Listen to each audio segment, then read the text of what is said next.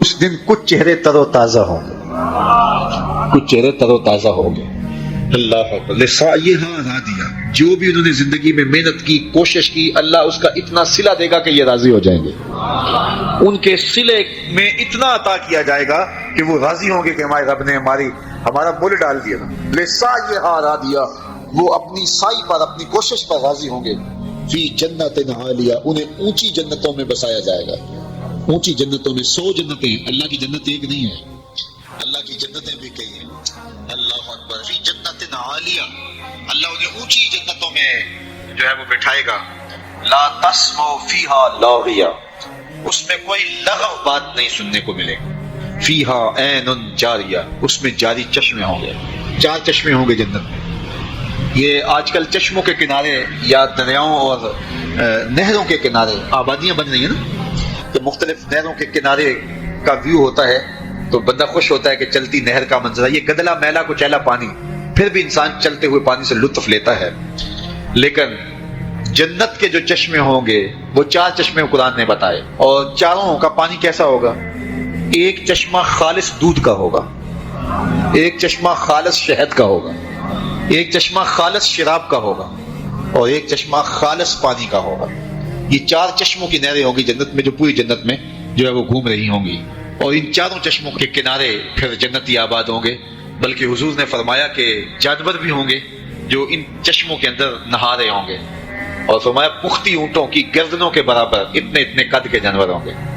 تو حضرت عمر نے کہا کہ حضور پھر تو مزہ آ جائے گا، دودھ کی نہر میں بختی اونٹ کی گردن کے برابر جانور کلکاریاں مارتے ہوں گے، تو ان کو دیکھنے کا پھر سرور تو اپنا ہی ہوگا نا۔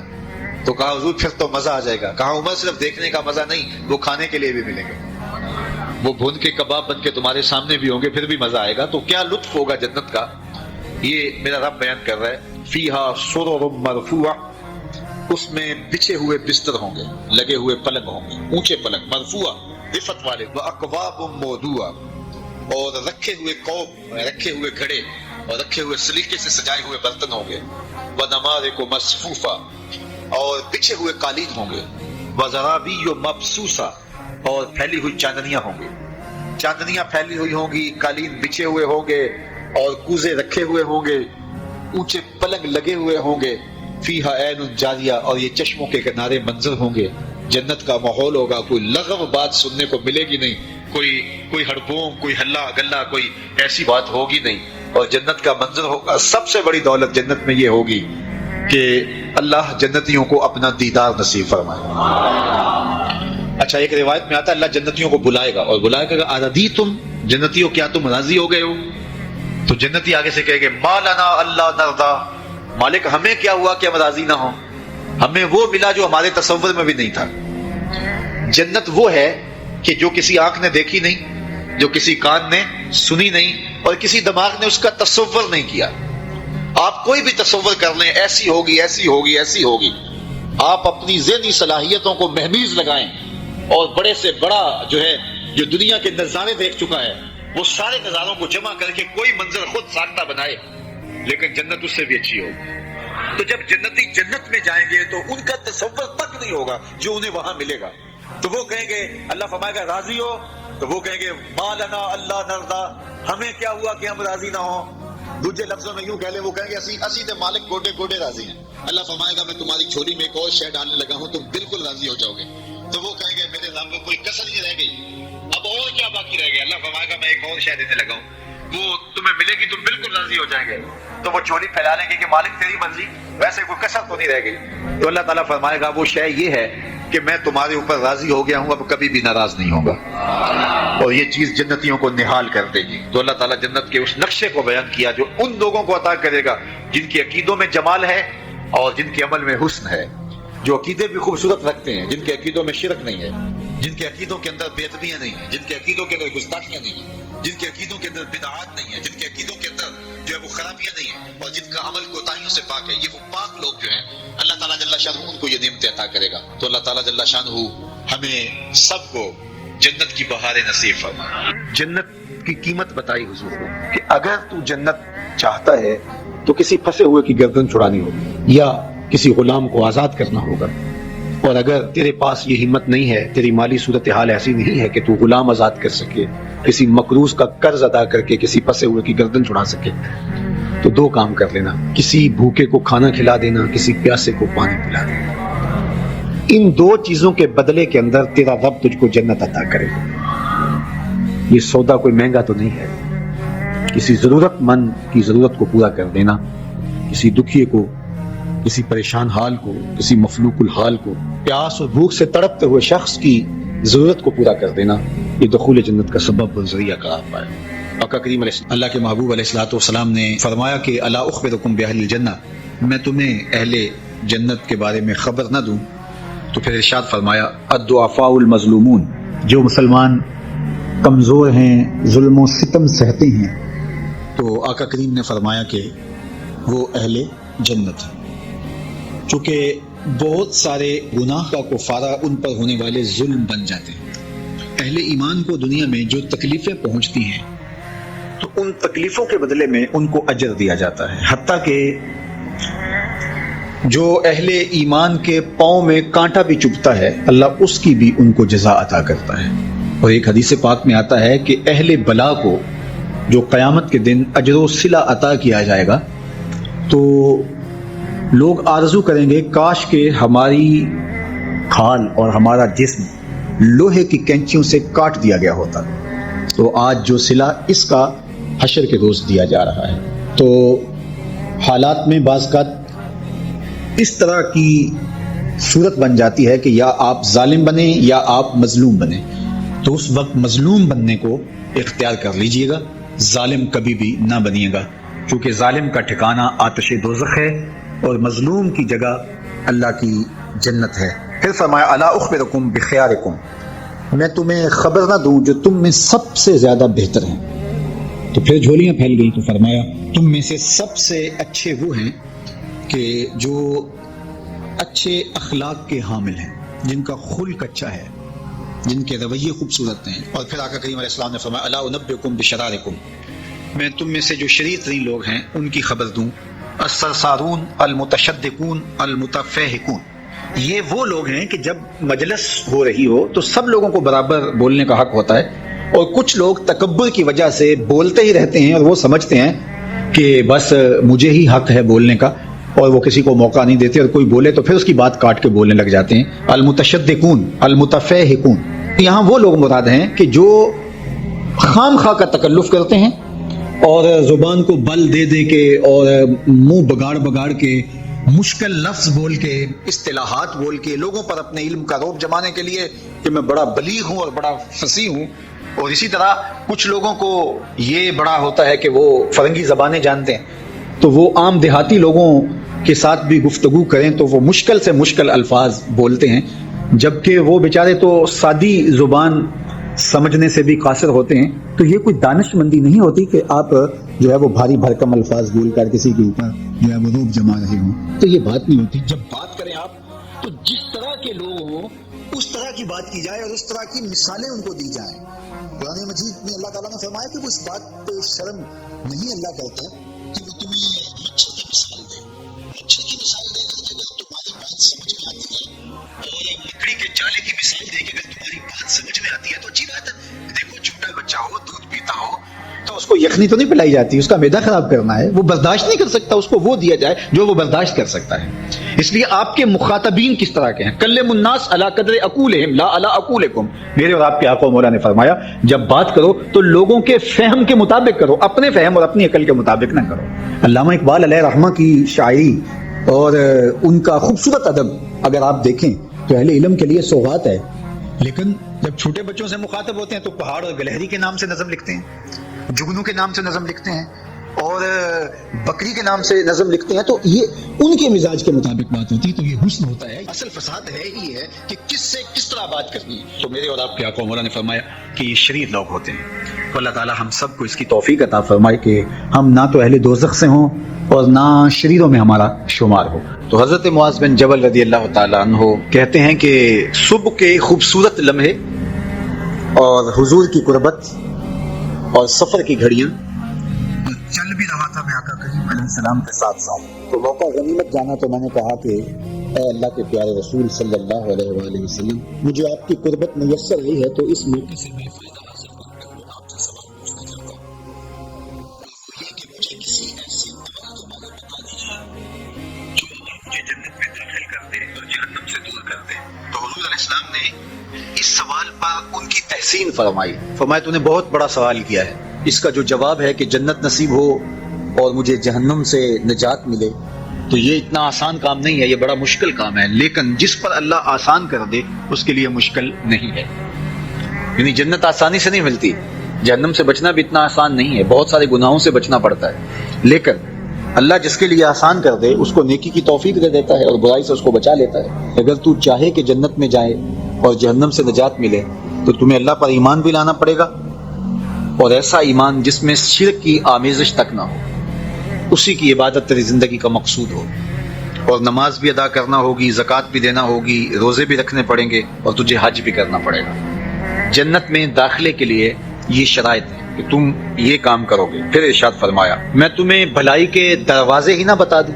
ارشاد فرمایا الصوم جنہ، روزہ ڈھال ہے۔ ڈھال آپ سمجھتے ہیں، اگر آپ لوگوں نے ڈھال نہیں دیکھی ہوئی تو آج کے زمانے کے اندر تو سب لوگوں نے جو ہے وہ ڈھال دیکھ لی ہے، چونکہ اس وقت ترکی نے اس طرح سے اپنے کلچر کو اور اپنی تہذیب کو جدید ذرائع ابلاغ کے ذریعے لوگوں تک پہنچایا ہے کہ اب 800-700 سالہ پرانی چیزیں بھی ہمارے سامنے آ گئی ہیں، ورنہ ہم یہ باتیں کیا کرتے تھے تو لوگ ان باتوں کو سمجھا نہیں کرتے تھے، کیونکہ اس کا کوئی نمونہ اور شکل موجود نہیں تھی۔ جب دشمن تیر پھینکے تو تیر سے بچنے کے لیے وہ لوہے کا پتلا جو آگے کر دیا جاتا ہے، جو تیر کو اپنے اوپر روک لیتا ہے، اس کو عربی میں جنہ اور اردو میں ڈھال کہا جاتا ہے۔ تو آقا کریم نے فرمایا روزہ ڈھال ہے، تو گویا جہنم کی آگ سے بچانے کے لیے جو ہے وہ روزہ کام دے۔ صدقہ تو تطفئ الخطیئۃ، یہ گناہوں کو مٹا ڈالتا ہے، جس طرح کہ آگ کو پانی بجھا ڈالتا ہے، تو اس طرح جب صدقہ دیا جاتا ہے تو جو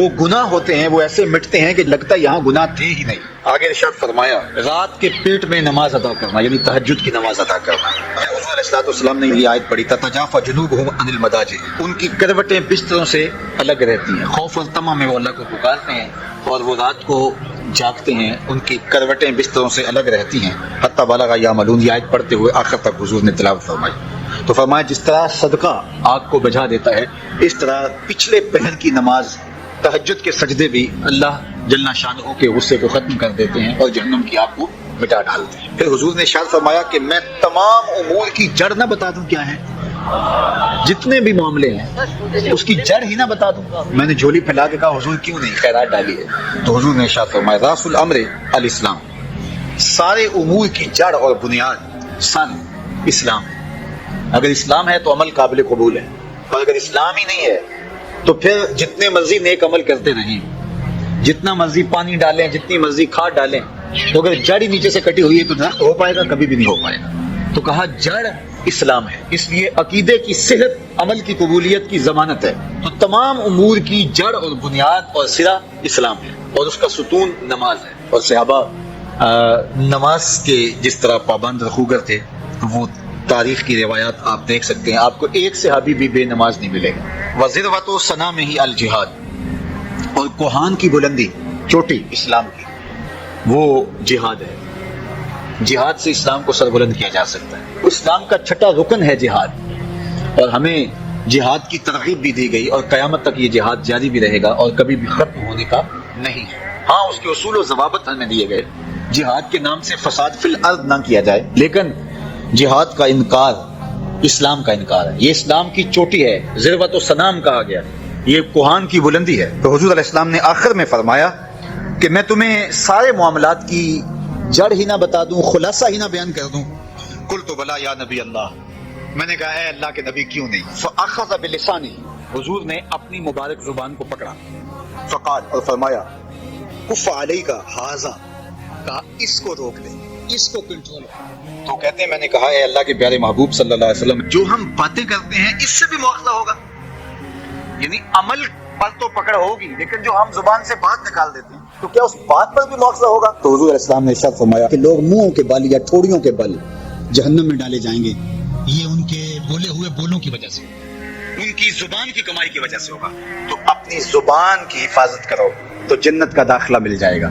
تو گویا زبان کی حفاظت سے لے کر کے اللہ کے حضور سجدے تک اور اللہ کی عبادت تک، یہ ہے وہ نصاب جو جنت میں جانے کا ہے. اللہ ہم سب کو 5 گانہ باجماعت نماز کی توفیق دے. اللہ ہمیں توفیق حج کی نصیب کرے. اللہ ہمیں رمضان المبارک کے روزے رکھنے کی توفیقات سے مالا مال کرے. اللہ اپنی راہ میں جد و جہد اور جہاد کی توفیق سے مالا مال کرے. اور اللہ ہمیں ہماری زبان کی حفاظت کی توفیق دے تاکہ ہم خیر کی راہوں کے مسافر رہیں. میں ایک دن جامعہ میں آیا تو رات کا پچھلا پہر تھا اور لائٹیں بھی آف تھی، تو مجھے قرآن پڑھنے کی مسجد کے ہال سے آواز آ رہی تھی. تو میں رک گیا اور جا کر کے دیکھا تو مجھے کچھ دکھائی نہ دیا. خیر میں نے لائٹیں جلائیں تو پھر بھی مجھے کوئی بچہ بیٹھا نظر نہ آیا جو قرآن پڑھ رہا ہو. لیکن جس سمت سے آواز آ رہی تھی میں اس سمت بڑھا. تو میں جب آگے گیا تو دیکھا کہ ایک بچہ سویا ہوا قرآن پڑھ رہا. ان کے تو خوابوں میں بھی قرآن ہوتا ہے. یہ تو جنت کی چڑیاں ہیں. آپ اگر مجھے پوچھیں کہ آپ نے اتنی عزتیں کیسے پائی ہیں تو میں آپ کو راز بتاؤں کہ یہ میری ماں کی دعائیں ہیں. میں آپ کو راز بتاؤں یہ میرے باپ کی سحری کے سجدوں میں بہنے والے آنسو ہیں. میں بتاؤں کہ یہ میرے اساتذہ کی شفقتیں ہیں، میرے مرشد کی نگاہ ناز ہے. لیکن میں آپ کو یہ راز آج بتانے لگا ہوں کہ آج اگر میں عزت کی اس مسند پہ بیٹھا ہوں تو میں نے طلباء کی خدمت کی ہے. جب یہ سوئے ہوئے ہوتے تھے تو میں ان کی لیٹرینیں صاف کیا کرتا تھا. آج اللہ نے مجھے ان بچوں کے قدموں کے صدقے سے عزتیں دی ہیں. یہ حافظ قرآن بچے، یہ طلباء، یہ اللہ کے مہمان ہیں. صحیح حدیث میں آتا ہے کہ طالب علم کے پاؤں تلے اللہ کے نوری فرشتے پر بچھاتے ہیں، جن پر رحمتیں اترتی ہیں، جن کے نیچے فرشتے بھی پر بچھا رہے ہیں. تم نے ان پہ بم گرائے اور انسانیت خاموش ہے. ہمارے استاد فرماتے تھے کہ ایک دارالعلوم تھا، وہاں طلباء پڑھتے تھے. تو یہ بچے ہوتے ہیں بالخصوص حفظ کی کلاس کے بچے، چھوٹی عمر کے ہوتے ہیں. اور اس عمر میں بچوں کی شرارتیں، بچوں کی اٹکیلیاں، یہ ان بچوں کے بچپنے کا حسن ہے. بعض لوگ ہمارے پاس آتے ہیں کہ یہ بچہ شرارتیں بہت کرتا ہے، دم کر دیجئے. تو میں کہتا ہوں یہ شرارتیں ہی تو ان کی عمر کا حسن ہے. جب بڑے ہو جائیں گے تو یہ سنجیدہ ہو جائیں گے. وہ ایک شاعر نے کہا تھا مجھے اچھا نہ لگا بچوں کا جمع ہونا. جب چھوٹے ہوتے ہیں تو ان کی شرارتیں ان کا حسن ہوتا ہے. تو وہ اسکول میں پڑھتے ہوں، وہ جامعہ میں پڑھتے ہوں، یا وہ کسی فیکٹری میں وہ معصوم بچے کام کرتے ہوں، کسی ڈھابے پہ چائے بیچتے ہوں، تو ان کی طبیعت میں وہ شرارتیں ضرور ہوتی ہیں. یہ بچوں کے بچپن کا حسن ہے. تو وہ بچے تھے اور شرارتی مزاج تھا، اور ایک شخص ان کی خدمت کیا کرتا تھا. کبھی وہ گھی کا کنستر اپنی کمر پہ لاد کے لا رہا ہے، کبھی وہ آٹے کی بوری اپنی کمر کے اوپر لاد کے لا رہا ہے، اور بچوں کی خدمت میں لگا رہتا تھا. بچے تھے، کچی عمر تھی، شرارتی مزاج تھا. تو انہوں نے اس کا نام ڈال دیا حمار، گدھا. جب بھی بھوک لگی ہوتی اور وقت کھانے کا قریب ہوتا تو کہتے وہ ہمارا گدھا گیا ہوا ہے، ابھی لے کے آئے گا تو کھانا ہم کھائیں گے. تو آپس میں انہوں نے اس شخص کا نام جو ان کا خدمت گزار تھا گدھا رکھ دیا. اسے پتا چلا کہ یہ مجھے گدھا کہتے ہیں، میں ان کی خدمت کروں، نوکری کروں، بلا معاوضہ میں ان کے لیے کمر پہ گھی کے کنستر اور آٹے کی بوریاں لاد کے لاؤں اور یہ مجھے گدھا کہتے ہیں. اس نے چھوڑ دیا اور گھر چلا گیا. رات پڑی، سویا مقدر جا کے. کیا دیکھتا ہے؟ حشر کا منظر ہے اور وہ طالب علم ہے، انہیں جنت کا حکم ہوتا ہے. تو وہ اڑ جاتے ہیں اور ضد کرتے ہیں اور اٹکیلیاں کرتے ہیں، نہیں ہم نے جنت میں نہیں جانا جب تک ہمارا گدھا ساتھ نہیں جائے گا. یہ اٹھا اور آنکھوں میں آنسو تھے اور دوڑتا ہوا مدرسے آیا. کہا تم مجھے گدھا کہو، حمار کہو، کھوتا کہو، میں نوکری تمہاری ہی کروں گا، کیونکہ تم اللہ اور اس کے رسول کے پیارے ہو. کتنے خوش نصیب ہیں وہ ماں باپ جن کے بچے حافظ قرآن بنتے ہیں. آپ کو پتا ہے قیامت کے دن حافظ کا تو جو مرتبہ ہوگا وہ ہوگا ہی ہوگا. حافظ قرآن کے والدین کے سر پہ نور کا تاج رکھا جائے. جنت کی قیمت بتائی حضور نے کہ اگر تو جنت چاہتا ہے تو کسی پھنسے ہوئے کی گردن چھڑانی ہوگی یا کسی غلام کو آزاد کرنا ہوگا. اور اگر تیرے پاس یہ ہمت نہیں ہے، تیری مالی صورتحال ایسی نہیں ہے کہ تو غلام آزاد کر سکے، کسی مقروض کا قرض ادا کر کے کسی پھنسے ہوئے کی گردن چھڑا سکے، تو دو کام کر لینا، کسی بھوکے کو کھانا کھلا دینا، کسی پیاسے کو پانی پلا دینا۔ ان دو چیزوں کے بدلے کے اندر تیرا رب تجھ کو جنت عطا کرے گا۔ یہ سودا کوئی مہنگا تو نہیں ہے۔ کسی ضرورت مند کی ضرورت کو پورا کر دینا، کسی دکھی کو، کسی پریشان حال کو، کسی مفلوق الحال کو، پیاس اور بھوک سے تڑپتے ہوئے شخص کی ضرورت کو پورا کر دینا، یہ دخول جنت کا سبب اور ذریعہ قرار پایا۔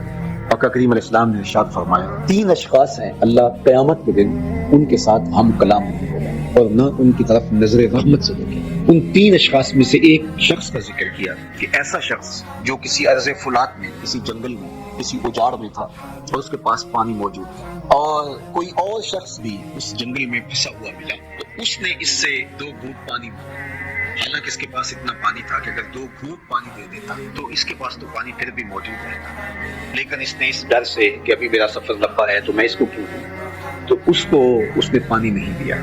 کل قیامت کا دن ہوگا تو اللہ اس شخص کی طرف نظر رحمت سے نہیں دیکھے گا، کہے گا کہ میرے بندے نے تجھ سے پانی مانگا اور تو نے نہیں دیا، آج میں بھی تیری طرف التفات نہیں کروں گا۔ تو اللہ کے بندوں سے پیار کرنا یہ اللہ سے پیار کی دلیل ہے۔ تو اللہ کے بندوں کی مدد، نصرت اور اعانت یہ اللہ کے حضور عقیدتوں کا اظہار اور محبتوں کا ذریعہ ہے۔ وہ لوگ جن کو اللہ نے توفیق دی اور ان کی ضرورت سے زیادہ مال دیا ہے تو وہ معاشرے کے لاچار، مجبور، بھوک، افلاس اور ننگ کے اندر مبتلا لوگوں کی ضرور مدد اور نصرت کیجیے۔ اس وقت دنیا بھوک اور افلاس کی طرف بڑھ رہی ہے۔ آمدہ اطلاعات کے مطابق ہماری ہمسائیگی میں افغانستان کے اندر 20 ملین لوگ، 2 کروڑ لوگ، ان کا بھوک سے مرنے کا اندیشہ ہے۔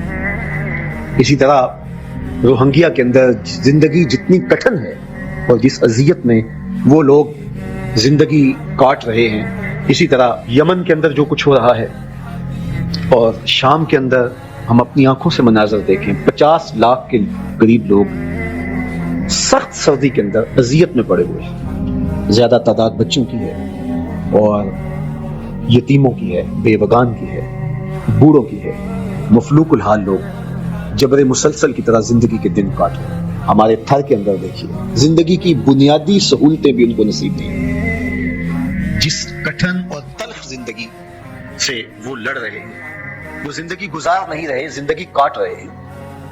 ان کی سانسیں نیزوں کی انیا ہیں۔ اذیت، تکلیف، بھوک، ننگ، افلاس، فاقے، بے چینی، اضطراب، دکھ، محرومیاں، ذرا ان سب بے بس، مجبور اور لاچار لوگوں کا ایک تصور کیجئے، اور ہم اپنے گھروں کے اندر جو آسودہ زندگی بسر کر رہے ہیں، تو کیا ہمارے اوپر لازم نہیں ہے کہ اللہ کا شکر بھی ادا کریں اور ان لوگوں کی مدد کے لیے مقدور بر اپنا کردار بھی ادا کریں؟ اللہ امت مسلمہ پر آسانیاں پیدا فرمائے۔